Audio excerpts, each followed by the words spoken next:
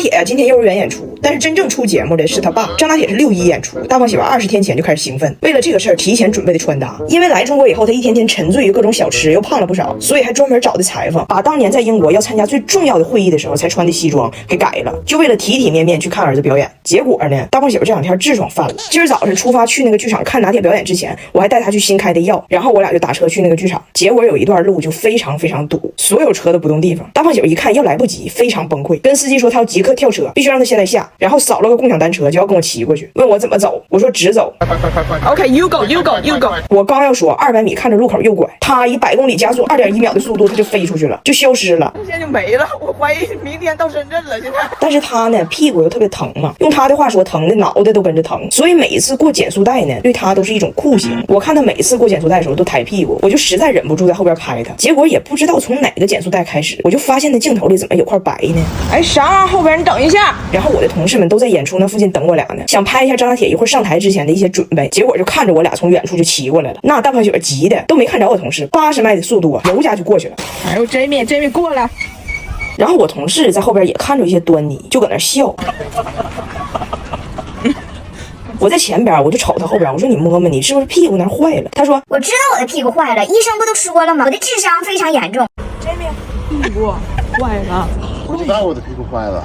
我说咋坏的？你不还找的裁缝改的裤子吗？大胖姐说，我怀疑就是这个裁缝，他只改了裤腰，他没有改臀围，屁股那地方太紧了，加上我每次过减速带的时候，屁股可能撅得太极致了，最后在过某一个减速带的时候，把裤子逼疯了。我怀疑就是这个带。当时的我莫名觉得天气突然有点凉快，但是呢，他也不在乎，把上衣脱了围上了，他就想赶紧进去看张大铁，急得不行。结果人张大铁根本就没发现爸爸还没到，离老远后场的时候，张大铁看着舞台，告诉他同学，我爸已经来了，那个就是我爸，看来真的不光中国人看外国人脸盲，张大铁也一样脸盲，觉得哪个外国男性都长得像他爸。但是没事，人脸盲，我家的凯迪士传奇大师 K70可不盲，一下就认出来了，不愧是 AI 3D 人脸识别，半秒就能开锁。它的神盾智能安全系统有多项 AI 技术加持，国际超跑设计师设计，颜值非常高。最后呢，我们赶上了张大铁的演出，拿铁表演的挺好的，大胖媳妇也特别激动，特别欣慰。但是回来的路上，我就有一点点的小不解，我就问他，我说其实这种演出也不是就一次，你怎么就这么着急，生怕晚1秒钟？大胖媳妇露着个裤裆跟我说他小的时候1岁，他爸就离开他们母子俩就走了，再也没见过。后来他妈再结婚又生2妹妹，也离不开家，所以他小时候每一次学校演出从来都没有过家长来看。他因为没爸这个事儿被同学打过，也因为被嘲笑动手打过别人，所以他就有过这个执着的要求，就是拿铁表演的时候，大帷幕拉开那一瞬间必须看到爸爸。对他来说，别说是不去了，就是孩子在台上找爸爸的眼神，有1秒钟他都不愿意去想象。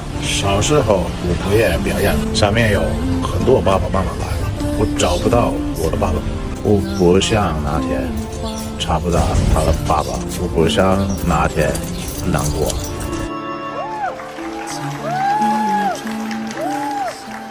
胖媳妇的教育方式太神奇了。最近我女儿早达学校要办运动会，但是她呢不想参加。早达这个孩子吧，心思很重。他们这个运动会是先比游泳，出来之后再直接上岸比短跑，类似于铁人3项那种。早达呢总觉得自己游泳的姿势不标准，怕别人笑话。比赛前夕，我们在游乐场玩，早达还说呢，有一些淘气的小男生特别喜欢笑话人，他本来就不太擅长游泳，所以有点不想参加了。大胖媳妇一听，在游乐场4周看了一圈，心生一计。大胖媳妇说，我要现在此刻就以实际行动告诉孩子一个道理，我要告诉他们，你想做什么就做什么，不用在乎别人的想法，因为根本就没有人看你。我说你要咋证明啊？他说你们就看着吧。于是他就上去。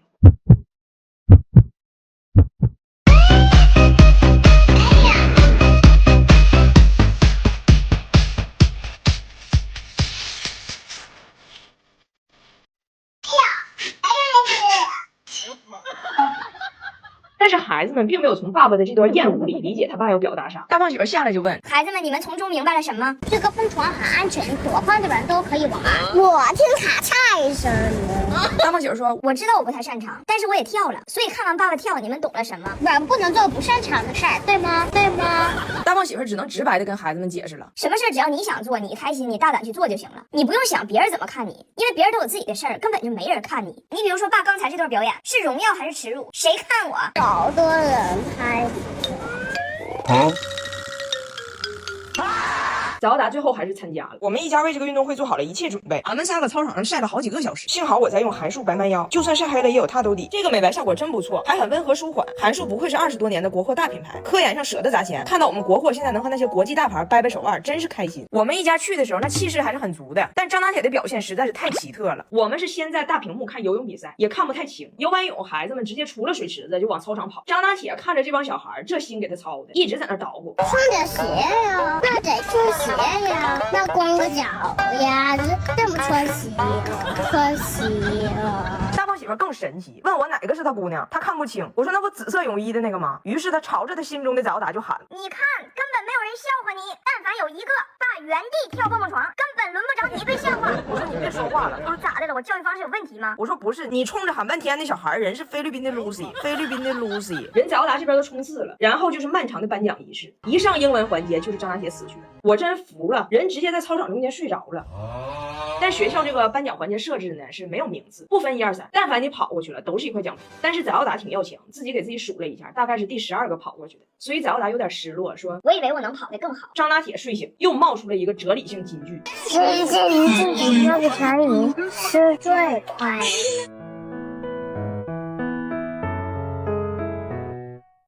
哎，我女儿早达又在加拿大给咱国人争脸了。我婆婆这一家人吧，好不容易要坐一次直升飞机，结果我女儿告诉他们，在她的家乡铁岭，大伙儿请客吃饭都用那玩意儿开道，满街的飞机 in the air， 富裕的市民 no one care， 给大伙儿都说懵了。但是说实话吧，这次他这个牛吹的我没太明白，是人性的扭曲还是道德的沦丧？是铁岭的记忆被篡写，还是巴虾的血统在游荡？你们帮我捋捋。事情的源头呢，就是我大胖媳妇想带着早达去滑雪。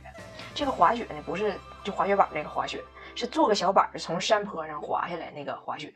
在咱们这往往都是一座山，各种表皮都可以滑，沙草冰雪四季变，体验臀部的多角恋嘛。那他们那个山呢，就是滑这个雪。原计划呢，是我老公还有他这俩妹妹带着我女儿去滑去，但是他们的车都小，他家就有一个大车，就是我婆婆的，他们就想管我婆婆借车。那我婆婆说车借你行，但是我需要与车同在，就怕别人开着车费轱辘。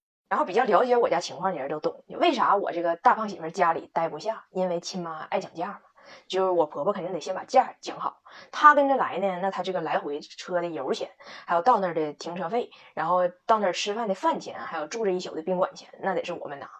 然后大胖媳妇同意了，说行，这都我拿。完，大家达成的共识呢，就是说到了这个冰雪世界以后，你要参加的项目都是自己拿自己的。你是想在冰上体验旋转的节拍，还是想在公厕享受冻定的汗嗨？你是想在狗拉爬犁上搞对象，还是想在宾馆客厅里打麻将？就是各选各的项目，各花各的钱。完，结果到了这个滑雪的山坡脚下呢，我婆婆来心眼儿的，就问我姑娘说的，一会儿滑这个雪呀，最好有个人陪你滑，要不然磨屁股。你说你选谁呢？那我姑娘一看她奶这体型就挺筋磨的，就说那就你呗。完，我婆婆就跟我大胖媳妇说，你姑娘刚才要求了，说让我跟她一车滑，所以我这个票钱得你交。完，我大胖媳妇没给面子，说的那赶上你问他了吗？他怕硌屁股，他瞅谁宣，他想跟谁一车。刚才下去那老头儿那斜眼那个400多斤，给坡都给压薄了。他问翟达，翟达也说跟他一车，那我给他买票钱。虽然说我现在刚失业，被我媳妇包养，但是我是有名的大胖媳妇，我不是败家媳妇，我也是花钱有原则的。完，这娘俩就在坡底下就杠上了嘛。我老公就认为这票他不能买，完我婆婆一气之下呢，自己开车回去了。